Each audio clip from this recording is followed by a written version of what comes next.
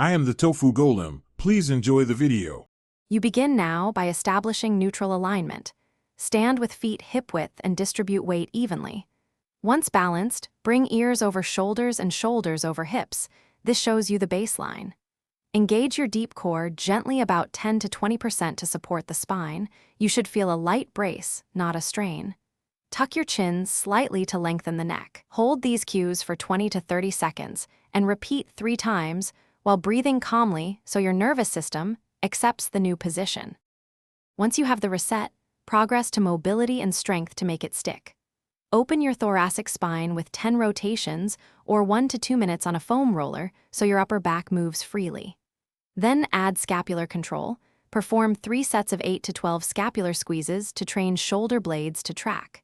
Make sure hips and hamstrings aren't pulling you forward. Do 30-second static stretches each side, then 2 sets of 10 glute bridges to reinforce posterior chain support. To finish, integrate posture into your day so changes last. You should set hourly reminders for a quick 1-minute posture check and micro breaks. These reset motor patterns.